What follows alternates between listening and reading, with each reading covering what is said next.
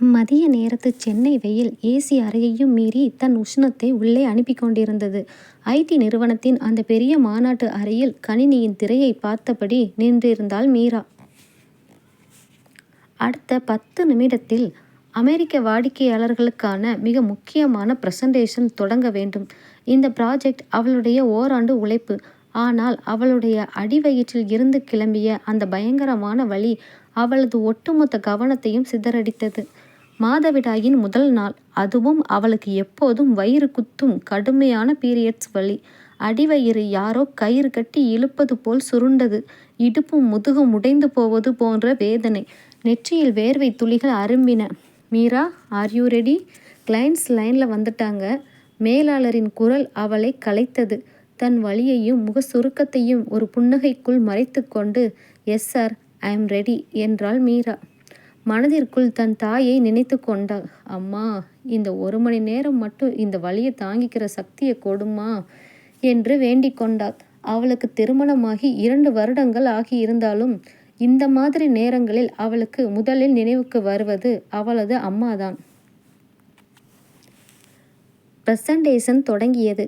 ஒவ்வொரு ஸ்லைடையும் விளக்கும் போதும் மீராவின் குரலில் கம்பீரம் இருந்தது. ஆனால் டேபிளுக்கு கீழே அவளது இடது கை தன் வயிற்றை பலமாக அழுத்தி கொண்டிருந்தது. கால்கள் நடுங்கின. வலியை தாங்க முடியாமல் உதட்டை கடித்து கொண்டாள். ஒரு பெண்ணாக தன் மாதவிடாய் வலியை ஒரு சாக்காகச் சொல்லி இந்த முக்கிய வாய்ப்பை இழக்க அவளுக்கு விருப்பம் இல்லை. பெண்கள் எல்லாவற்றையும் சாதிக்கிறார்கள் என்ற உலகத்தின் பார்வைக்கு பின்னால் இப்படி எத்தனை மௌன போராட்டங்கள் இருக்கின்றன என்பதை அந்த அறையில் இருந்த ஆண்கள் யாரும் அறியவில்லை. ஒரு வழியாக அந்த 1 மணி நேர போராட்டம் முடிந்தது. கிளைண்ட்ஸ் மிகவும் திருப்தி அடைந்தனர். அனைவரும் மீராவை பாராட்டினர். ஆனால் அந்த பாராட்டுகளை காதில் வாங்கி கொள்ளக்கூட அவளுக்கு தெம்பில்லை. மெதுவாக தன் இருக்கைக்கு வந்து அமர்ந்தாள். உடனே தன் மொபைலை எடுத்து அவள் கணவருக்கு மெசேஜ் அனுப்பினாள். எனக்கு உடம்பு சரியில்லைங்க, ஆஃபீஸ் முடிஞ்சு சீக்கிரம் கிளம்புறேன், நீங்கள் கார் எடுத்துட்டு வர முடியுமா? அடுத்த சில நிமிடங்களில் அவளது ஃபோன் அடித்தது. ஃபோனில் அம்மா என்ற பெயர் மின்னியது. வேகமாக ஃபோனை எடுத்து காதில் வைத்தாள். ஹலோ அம்மா. மீராவின் குரல் அவளையும் அறியாமல் தழுதழுத்தது. மறுமுனையில் இருந்து அம்மாவின் பதற்றமான குரல் கேட்டது. மீராம்மா, என்னடா குரல் ஒரு மாதிரியா இருக்கு? இன்னைக்கு உனக்கு அந்த நாள் ஆச்சே, வலி அதிகமாக இருக்காடா? தாயின் அந்த ஒரே ஒரு கேள்வி மீராவின் கண்களில் இருந்து கண்ணீரை அருவியாக கொட்டச் செய்தது. தன் வலியை யாரிடமும் காட்டாமல் இத்தனை நேரம் மௌனமாக போராடிய அந்த பெண்ணின் அணை உடைந்தது. அலுவலகத்தின் கழிவறைக்குள் சென்று கதவை பூட்டிக்கொண்டு அமைதியாக அழுதாள் மீரா. அம்மாவிடம் ஃபோனில் பேசிய அந்த 2 நிமிடத்தில் அவளது இத்தனை நேர மௌன போராட்டம் உடைந்து போயிருந்தது. கண்ணீரை துடைத்து கொண்டு கண்ணாடி முன் நின்றாள். முகம் அப்படியே வெளுத்து போயிருந்தது. மொபைல் அதிர்ந்தது. அவள் கணவர் கீழே கார் எடுத்துக்கொண்டு காத்திருப்பதாக மெசேஜ் அனுப்பியிருந்தார். மெதுவாக பையை எடுத்துக்கொண்டு தன் வலியை முகத்தில் காட்டாமல் அலுவலக படிக்கட்டுகளில் இறங்கினாள். காரில் ஏறி அமர்ந்ததும் அவளது கணவர் அவளது முகத்தை பார்த்தார். மீரா, ரொம்ப வலிக்குதா? முகம் எல்லாம் ஒரு மாதிரி இருக்கு என்று பதற்றத்துடன் கேட்டு அவளது கைகளை பற்றினார். ரொம்ப இடுப்பு வலிக்குதுங்க, வீட்டுக்கு சீக்கிரம் போனா போதும் போல இருக்கு என்று சீட்டை பின்னோக்கி சாய்த்து கண்களை மூடிக்கொண்டாள் மீரா. வலி அவளை பேசக்கூட அனுமதிக்கவில்லை. காரின் ஏசி குளிரிலும் அவளுக்கு வேர்த்து கொட்டியது. வீட்டுக்கு வந்து சேர்ந்ததும் நேராக சென்று படுக்கையில் சுருண்டு படுத்து கொண்டாள். அடிவயிற்றை 2 கைகளாலும் பலமாக அழுத்தி கொண்டாள். சூடான தண்ணீர் பை எடுத்து வந்து அவளது வயிற்றில் வைத்தார் அவளது கணவர். நான் வேணா, எங்க அம்மாவுக்கு ஃபோன் பண்ணி வர சொல்லவா மீரா என்று கேட்டார். இல்லைங்க, அத்தைக்கு சுகர் இருக்கு, இந்த வெயிலில் பஸ் ஏறி வர வேண்டாம், நானே சரி பண்ணிப்பேன் என்றாள் மீரா. ஆனால் மனதிற்குள் அம்மாவின் மடிக்கு ஏங்கியது அவளது ஏழை நெஞ்சம். அடுத்த அரை மணி நேரத்தில் வீட்டின் காலிங் பெல் அடிக்கும் சத்தம் கேட்டது. அவளது கணவர் சென்று கதவை திறந்தார். அங்கே கையில் ஒரு தூக்குவாளியுடன் வியர்க்க விறுவிறுக்க நின்று கொண்டிருந்தாள் மீராவின் அம்மா. அத்தை, நீங்க எப்படி இந்த வெயில்ல? மீரா ஃபோன் பண்ணாளா என்று கணவர் ஆச்சரியமாக கேட்டார். இல்லப்பா, அவ என்கிட்ட ஃபோனில் பேசும்போதே குரல் நடுங்கிச்சு. அவளுக்கு இந்த நாட்களில் வலி தாங்கவே முடியாது. அதான் அவளுக்கு பிடிச்ச கொள்ளு ரசமும் சாதமும் செஞ்சுட்டு உடனே கிளம்பி வந்துட்டேன் என்று பதற்றத்தோடு சொல்லிவிட்டு நேராக மீராவின் அறைக்குள் ஓடினாள் அம்மா.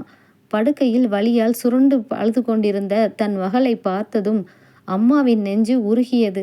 ஓடிச் சென்று கட்டிலில் அமர்ந்து மீராவின் தலையை தன் மடியில் தூக்கி வைத்து கொண்டாள்.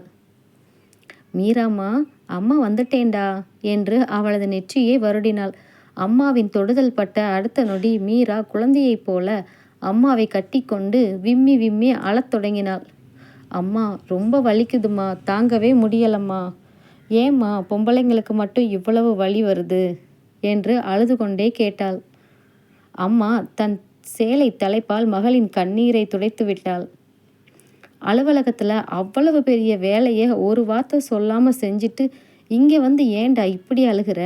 நீ எவ்வளவு பெரிய ஆஃபீஸர் ஆனாலும் அம்மாவுக்கு நீ இன்னும் சின்ன குழந்தை தாண்டா என்று கூறி அவளது வயிற்றை மெதுவாக தடவி கொடுத்தாள்.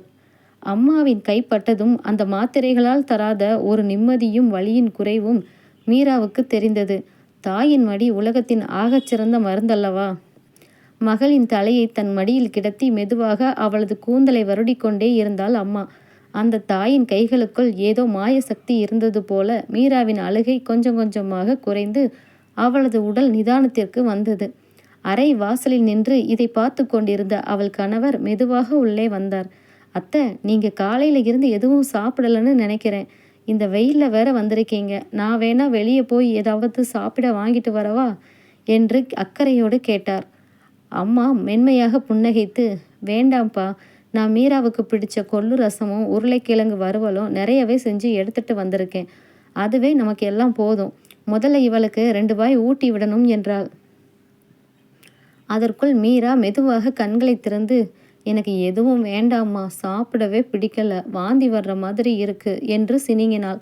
மாதவிடாய் நாட்களில் வரும் அந்த சோர்வும் குமட்டலும் அவளை எதுவும் சாப்பிட விடாமல் தடுத்தது. அடம் பண்ணாமல் எந்திரடி, அம்மா ஊட்டி விடுறேன்ல என்று அன்போடு அதட்டிய அம்மா அவள் கணவரிடம், தம்பி, அந்த தூக்குவாளியில் இருக்கிற ரசம் சாதத்தை ஒரு தட்டில் போட்டு எடுத்துட்டு வர்றீங்களா என்றாள். அவர் உடனே சமையலறைக்கு சென்று சாதத்தை பிசைந்து தட்டில் எடுத்து வந்தார். அம்மா தன் கையால் ஒரு உருண்டை சாதத்தை எடுத்து மீராவின் வாயருகே கொண்டு சென்றாள். இந்தாம்மா, இந்த ரசம் வயிற்று வலிக்கு ரொம்ப நல்லதுடா, அம்மாவுக்காக ஒரே ஒரு வாய் சாப்பிடு என்றாள். மீரா தன் அம்மாவின் முகத்தை பார்த்தபடியே அந்த சாதத்தை வாங்கி கொண்டாள். அம்மா தன் கையால் ஊட்டி விடும்போது அந்த சாப்பாட்டுடன் சேர்த்து அம்மாவின் பாசமும் அவளுக்குள் இறங்குவது போல் இருந்தது. பக்கத்தில் அமர்ந்திருந்த கணவர் தன் மனைவிக்கு தண்ணீர் எடுத்து கொடுத்தார். சாப்பிட்டு முடித்ததும் மீராவுக்கு லேசாக கண் சொக்கியது. அம்மா அவளை படுக்க வைத்து போர்வையை போர்த்துவிட்டாள். அறைக்கு வெளியே வந்த கணவர் சோபாவில் அமர்ந்திருந்த மாமியாரின் அருகில் சென்றார். அவரது முகம் ஏதோ ஒரு குற்ற உணர்ச்சியிலும் ஆச்சரியத்திலும் கலந்திருந்தது. அத்தை, எனக்கு ஒரு விஷயம் தோணுது. ஆஃபீஸில் மீரா அவ்வளவு பெரிய ப்ரெசன்டேஷன் பண்ணும்போது கூட இந்த வலியோட தான் இருந்திருக்கா. ஆனால் முகத்தில் கொஞ்சம் கூட காட்டிக்கல. வீட்டுக்கு வந்து உங்கள் மடியில் படுத்த உடனே தான் குழந்தை மாதிரி அழுகிறா. பெண்கள் ஏன் அத்தை தங்களோட வலியை இவ்வளவு ரகசியமாக வச்சுக்கிறாங்க என்று கேட்டார். அதற்கு அவள் அம்மா ஒரு பெருமூச்சுடன் சொன்னால், பெண்களுக்கு இந்த வழி பிறவியிலேயே பழகி போன ஒன்றுப்பா. வெளியே வேலைக்கு போகிற இடத்துல இதை காட்டிக்கிட்டா பொம்பளைங்களுக்கு இது ஒரு சாக்குன்னு உலகம் சொல்லிடும்னு பயம். குடும்பத்தில் காட்டிக்கிட்டா எல்லாரும் பயந்துடுவாங்கன்னு கவலை. ஆனால் எவ்வளவுதான் மனசை கல்லாக்கிக்கிட்டு ஓடினாலும் இந்த 3 நாட்களில் அவங்களுக்கு தேவையெல்லாம் கொஞ்சம் ஓய்வும் நான் இருக்கேன்னு சொல்கிற ஒரு அன்பான துணையன்தான். அவள் கணவர் அமைதியாக மாமியாரின் வார்த்தைகளை கேட்டுக்கொண்டிருந்தார். தன் மனைவி ஒவ்வொரு மாதமும் கடந்து போகும் இந்த 5 நாட்களின் வலியையும் அவளது மனப்போராட்டத்தையும் அவர் அன்றுதான் முழுமையாக உணர்ந்தார். மறுநாள் காலை ஜன்னல் வழியே வந்த மென்மையான சூரிய வெளிச்சம் மீராவின் முகத்தில் பட்டது. மெதுவாக கண்ணை திறந்தாள். அடிவயிற்றில் இருந்த அந்த பயங்கரமான வஜிர குத்தல் வலி இப்போது சற்று குறைந்திருந்தது. ஆனாலும் உடல் முழுக்க ஒருவித அயற்சியும் சோர்வும் அப்படியே இருந்தது. படுக்கையை விட்டு எழ முயன்றவள் பக்கத்தில் தன் கணவர் இல்லாததை கவனித்தாள். மெதுவாக எழுந்து ஹாலுக்கு வந்தாள். அங்கே சமையலறையில் ஏதோ பாத்திரங்கள் உருளும் சத்தம் கேட்டது. எட்டி பார்த்த மீராவுக்கு ஆச்சரியத்தில் வார்த்தைகளே வரவில்லை. அவளது கணவர் கையில் கரண்டியை பிடித்து கொண்டு மொபைலில் ஏதோ சமையல் வீடியோவை பார்த்து மிகவும் சிரமப்பட்டு டீ போட்டு கொண்டிருந்தார்.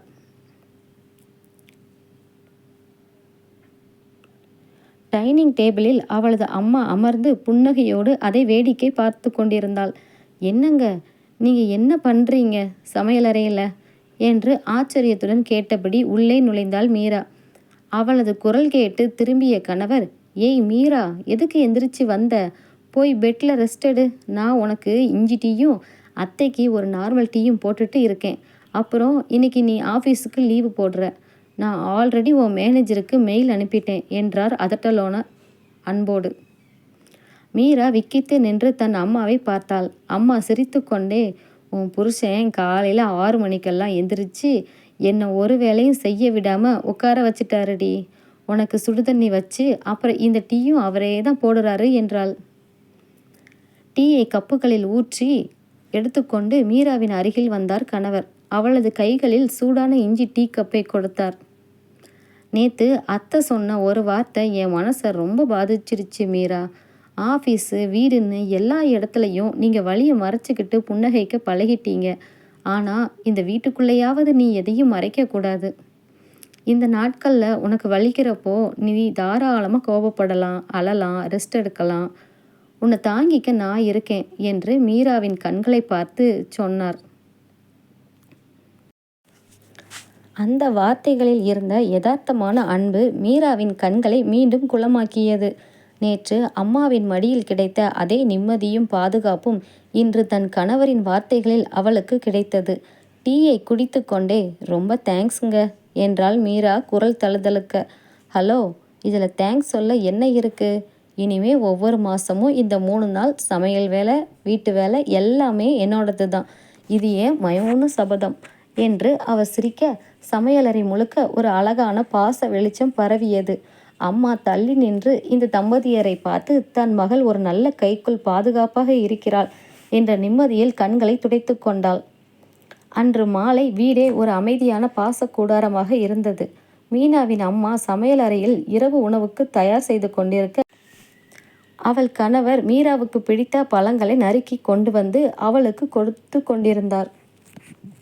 அப்போது எதிர்பாராத விதமாக காலிங் பெல் அடிக்கும் சத்தம் கேட்டது. கணவர் சென்று கதவை திறந்தபோது அங்கே கையில் ஒரு பெரிய பையுடன் நின்று கொண்டிருந்தார் அவரது அம்மா, அதாவது மீராவின் மாமியார். ஊரில் இருந்து திடீரென சென்னைக்கு வந்திருந்தார்.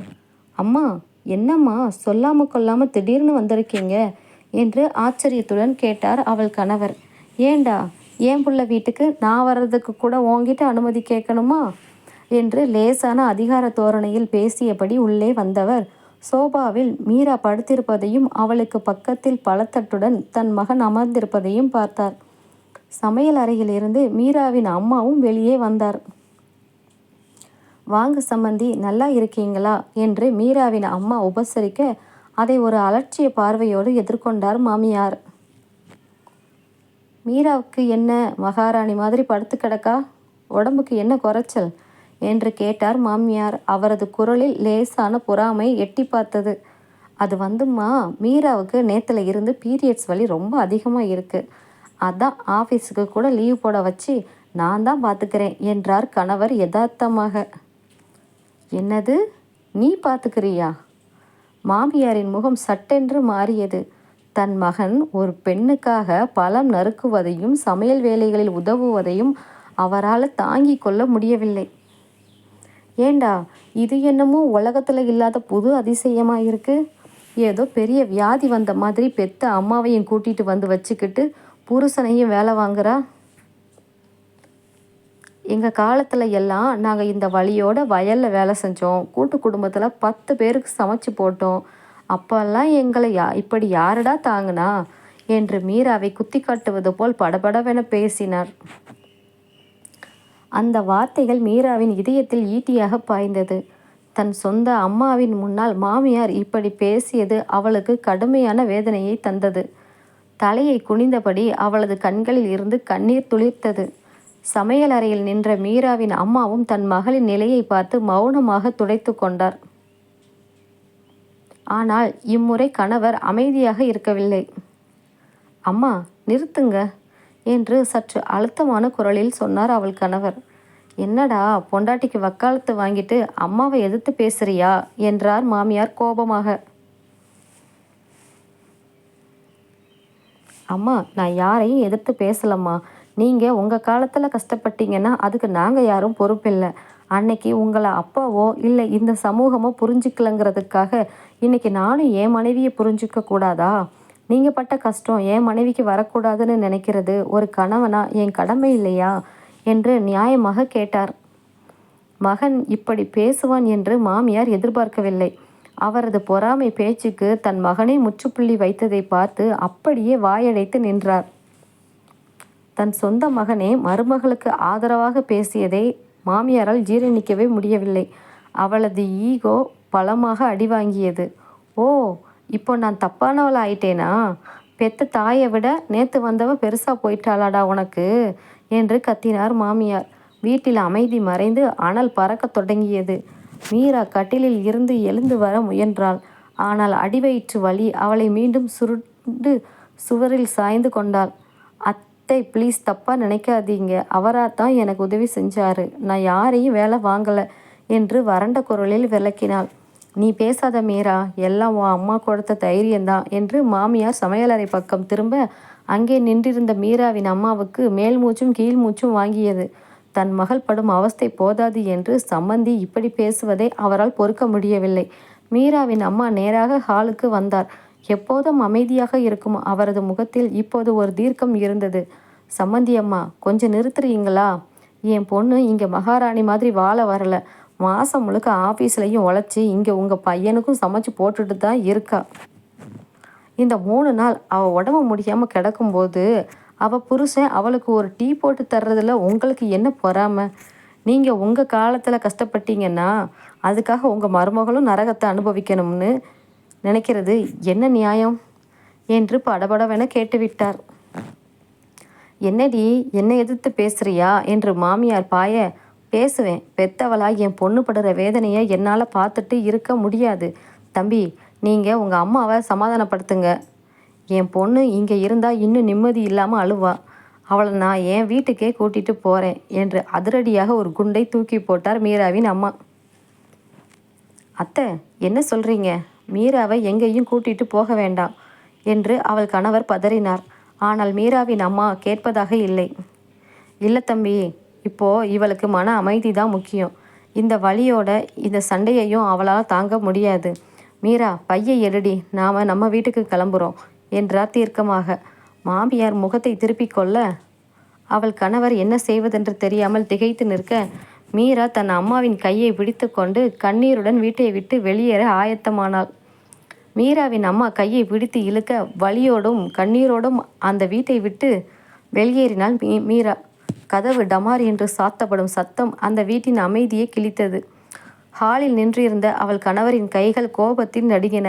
தன் கண் முன்னாடியே தன் மனைவி இந்த உடல் உபாதையோடு வீட்டை விட்டு போவதை தடுக்க முடியவில்லையே என்ற ஆத்திரம் அவனுக்குள் எரிமலையாக வெடித்தது.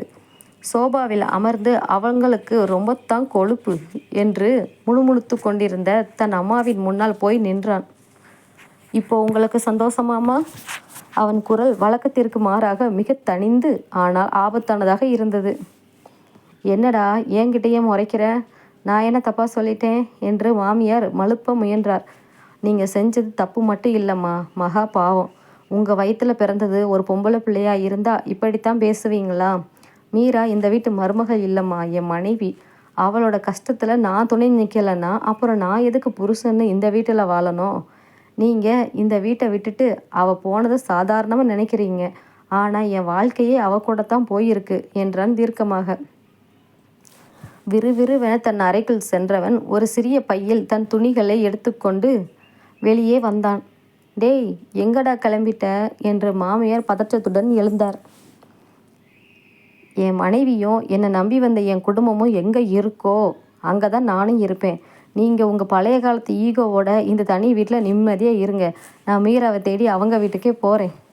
அவள் மனசு ஆறி அவளாக இந்த வீட்டுக்கு வர்ற வரைக்கும் நானும் வரமாட்டேன் என்று சொல்லிவிட்டு கார் சாவியை எடுத்துக்கொண்டு வீட்டை விட்டு வெளியேறினான் அவள் கணவர். டேய் நில்லுடா, பெத்த அம்மாவை தனியாக விட்டுட்டு போறியா என்று மாமியார் பின்னாடியே கத்தியும் அவன் திரும்பி கூட பார்க்கவில்லை. கார் ஸ்டார்ட் ஆகும் சத்தம் மட்டுமே கேட்டது. மறுபுறம் மீனாவின் ஆட்டோ அவளது அம்மா வீட்டின் வாசலில் வந்து நின்றது. ஆட்டோவிலிருந்து இறங்கும் போதே மீராவின் கால்கள் பின்னின. அடிவயிற்று வலி அவளை மீண்டும் நிலைகுலையச் செய்தது. அவளது அம்மா அவளை தாங்கி பிடித்து வீட்டிற்குள் கூட்டிச் சென்று படுக்க வைத்தார். அம்மா, எனக்கு பயமா இருக்கும்மா, அவர் நம்ம கிட்ட பேசாம போயிடுவாரோ என்று அழுது கொண்டே கேட்டாள் மீரா. அவன் நல்ல பையன்டி, ஆனா அவங்க அம்மா பேசின பேச்சுக்கு நாம அங்க இருக்கிறது நமக்கு தான் அவமானம் என்று அம்மா ஆறுதல் சொல்லி கொண்டிருக்கும் போதே வாசலில் கார் வந்து நிற்கும் சத்தம் கேட்டது. அடுத்த சில நொடிகளில் கதவை திறந்து கொண்டு உள்ளே நுழைந்தான் அவள் கணவர். கையில் துணிப்பையோடு நின்றிருந்த அவனை கண்டு மீராவும் அவளது அம்மாவும் அதிர்ச்சியில் உறைந்து போயினர். கையில் பையோடு தன் கணவர் வாசலில் நிற்பதை பார்த்த மீரா அடிவயிற்று வலியையும் மறந்து படுக்கையை விட்டு திடுக்கிட்டு எழுந்தாள்.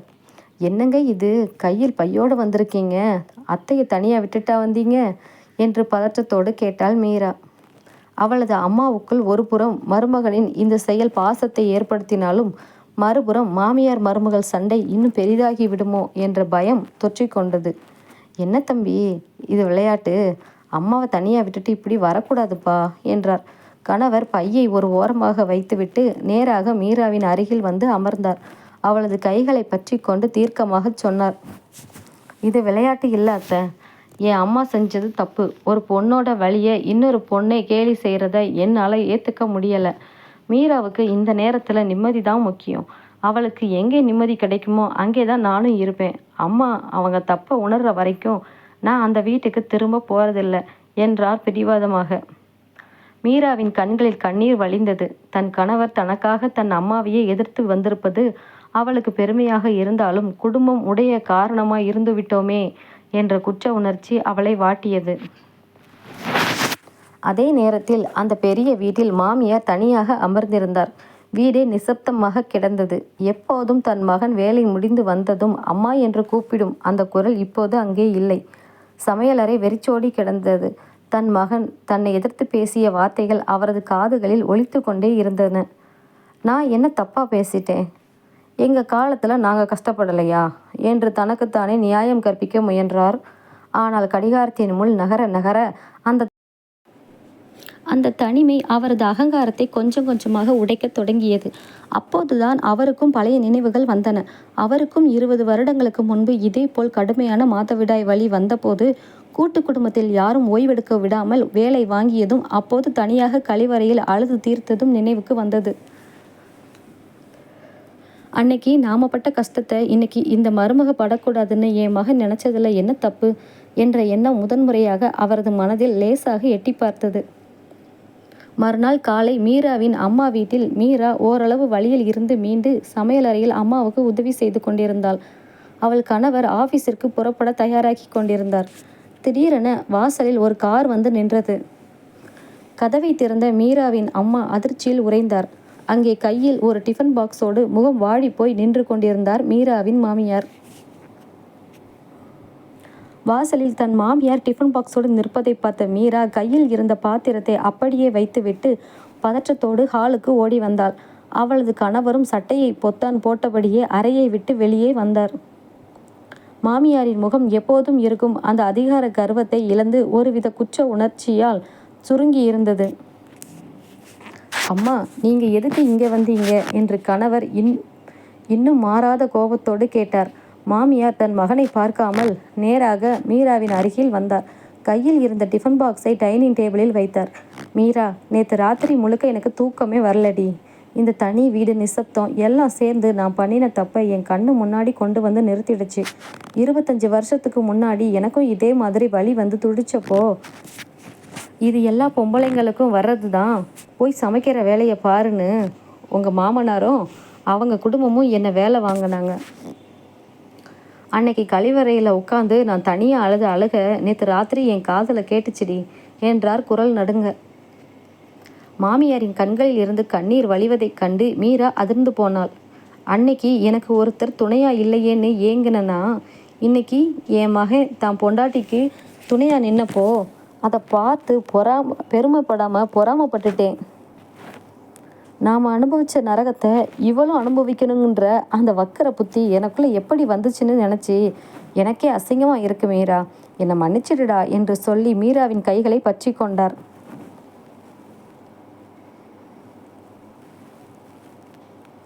ஒரு மாமியார் தன் மருமகளிடம் கைகளை பிடித்து மன்னிப்பு கேட்பதை அங்கிருந்து யாரும் எதிர்பார்க்கவில்லை. மீராவின் அம்மாவுக்கு கண்கள் கலங்கின. அத்தை, என்ன அத்தை இதெல்லாம்?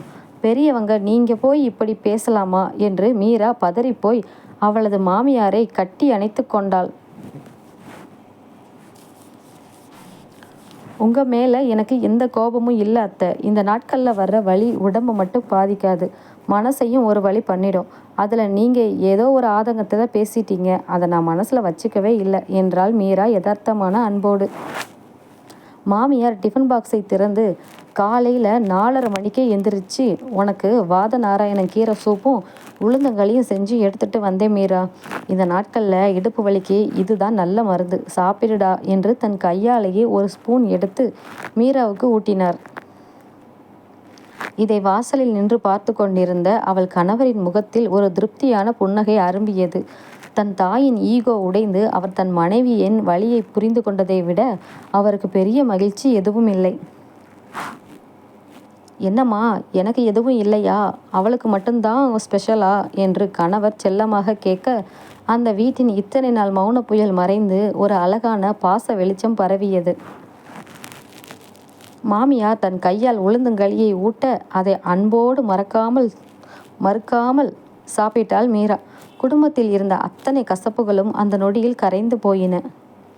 சம்மந்தி அம்மா, கோச்சிக்காதீங்க, நேற்று நானும் கொஞ்சம் வேகமாக பேசிட்டேன் என்றார் மீராவின் அம்மா தாழ்மையான குரலில். இல்லை சம்மந்தி, பெத்தவங்களா நீங்கள் உங்கள் பொண்ணுக்காக பேசுனதில் எந்த தப்பும் இல்லை. நான் தான் என் ஈகோவால் தப்பாக நடந்துக்கிட்டேன். சரி, கிளம்புங்க, நம்ம எல்லாரும் நம்ம வீட்டுக்கு போவோம். மீராவுக்கு இன்னும் உடம்பு முழுசாக தேரலை, வீட்டுக்கு கூட்டிகிட்டு போய் நான் அவளை பார்த்துக்கிறேன் என்றார் மாமியார். அனைவரும் கிளம்பி மீண்டும் தங்களது வீட்டிற்கு வந்து சேர்ந்தனர். மதிய நேரம் மீராவை தன் மடியில் படுக்க வைத்து கொண்டு அவளது தலையை மெதுவாக வருடி விட்டு கொண்டிருந்தார் மாமியார். சமையலறையில் அவள் கணவர் அனைவருக்கும் காஃபி போட்டு கொண்டிருந்தார். மீரா தன் மாமியாரின் முகத்தை பார்த்தாள். அத்தை, எனக்கு ஒரு விஷயம் தோணுது. இந்த உலகத்தில் எத்தனையோ பெண்கள் ஆஃபீஸில், வயலில், கடைகள்லன்னு கடுமையான பீரியட்ஸ் வலியோட தான் வேலை பார்க்குறாங்க. ஆனால் வெளியே சொல்லிக்க வெக்கப்பட்டுக்கிட்டு மாத்திரைகளை விழுங்கிட்டு வலியை மறைச்சிக்கிறாங்க. அவங்களுக்கெல்லாம் தேவை ஒரு சின்ன புரிதல் மட்டும்தான் அத்தை என்றாள். அதற்குள் காபி கப்புகளுடன் உள்ளே வந்த கணவர், நீ சொல்கிறது 100க்கு 100 உண்மை மீரா. ஒரு ஆணுக்கு சின்னதாக ஒரு காய்ச்சல் வந்தால் கூட வீடே தாங்குது. ஆனால் பெண்கள் ஒவ்வொரு மாதமும் 5 நாள் நரக வேதனையை அனுபவித்தாலும் அதை வெளியே காட்டிக்கிறதே இல்லை. ஒரு கணவனா, மகனா, சகோதரனா பெண்களோட இந்த மௌன போராட்டத்தை புரிஞ்சிக்கிட்டு அந்த நாட்களில் அவங்களுக்கு துணையாக நிற்கிறது தான் ஒரு உண்மையான ஆணுக்கு அழகு. அதை நான் என் அம்மா மூலமாகவும் உன்னோட இந்த வழி மூலமாகவும் கற்றுக்கிட்டேன் என்றார் நெகிழ்ச்சியாக. மாமியார் தன் மகனை பெருமையோடு பார்த்தார். என் பையன் உன்னை இவ்வளவு தூரம் புரிஞ்சு வச்சிருக்கிறது தான் மீரா நான் அவனுக்கு கொடுத்த ஆகச்சிறந்த வளர்ப்பு. இனிமே இந்த நாட்களில் என் மருமக எந்த வேலையும் செய்யக்கூடாது. அவளை கவனிச்சுக்க இந்த அத்தையும் உன் புருஷனும் இருக்கும் என்று கூறி மீராவின் நெற்றியில் முத்தமிட்டார். ஜன்னல் வழியே வந்த மாலை நேரத்து குளிர்ந்த காற்று அந்த அறை முழுக்க ஒரு புதிய நிம்மதியையும் பாசத்தையும் பரப்பியது. தன் வழியை பகிர்ந்து கொள்ளவும் அதை மதித்து தாங்கிக் கொள்ளவும் ஒரு அழகான குடும்பம் கிடைத்துவிட்ட நிம்மதியில் மீராவின் கண்களிலிருந்து ஆனந்த கண்ணீர் வழிந்தது. கதை பிடிச்சிருந்தா லைக் பண்ணுங்கள், ஷேர் பண்ணுங்கள், கமெண்ட் பண்ணுங்கள், சப்ஸ்கிரைப் பண்ணுங்கள் ஃப்ரெண்ட்ஸ். தேங்க்யூ.